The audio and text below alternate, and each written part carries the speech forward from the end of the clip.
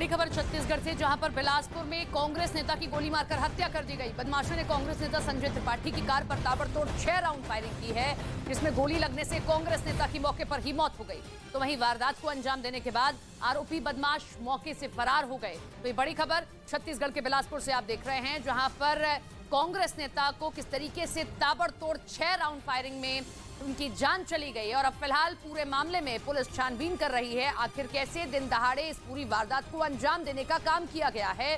वहीं वारदात को अंजाम देने के बाद आरोपी मौके से फरार हो गए हैं, जिनकी तफ्तीश में पुलिस जुट चुकी है।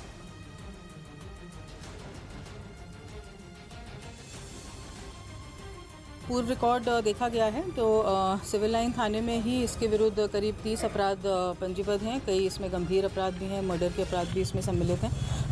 इसके विरुद्ध पूर्व में एनएसए की कार्रवाई। कृषि से हर दिन, हर महीने, हर साल, इतना ही नहीं आपके रिटायरमेंट के लिए भी पैसे कमाना है, फिर देरी किस बात की। फ्रीडम ऐप को अब भी डाउनलोड कीजिए। की गई है और ये सिविल लाइन थाने की गुंडा सूची में भी सम्मिलित था। वाहनों में बैठे हुए व्यक्तियों के द्वारा रोका गया और वहीं पर उस पर फायरिंग की गई है, जिससे कि घटनास्थल पर ही गोली लगने से उसकी मृत्यु हो गई है। उक्त जानकारी पाते ही पुलिस की पूरी टीम मौके पर पहुंची है। मौके से हमें करीब 7 खाली खोखे भी बरामद हुए हैं और एक मिस फायर्ड राउंड भी मिला है।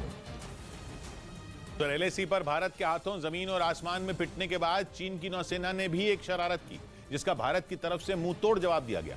खबर आई कि चीन का एक जासूसी जहाज हिंद महासागर में भारत की समुद्री सीमा में दाखिल हुआ था, जिसे भारत की नौसेना ने खदेड़ दिया और उसे भारत की सीमा से बाहर भेज दिया।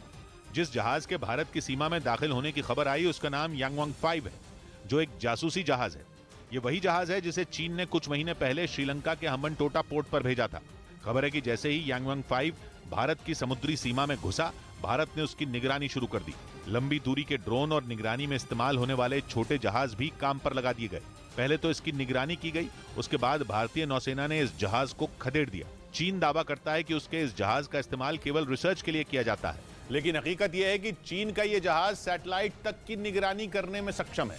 अपने इस जहाज के जरिए चीन किसी बैलिस्टिक मिसाइल की निगरानी भी कर सकता है। इसीलिए जब चीन के हम्बनटोटा पोर्ट पर यह जहाज अगस्त में पहुंचा था, उस वक्त भी भारत ने कड़ा एतराज जताया था।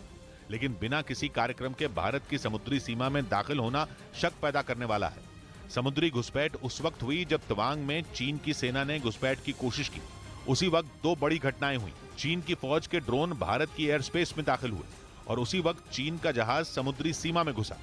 हालांकि जल, नभ और थल तीनों मोर्चों पर भारत ने चीन को मुंहतोड़ जवाब दिया, लेकिन अब तीनों घटनाओं को जोड़कर देखा जा रहा है।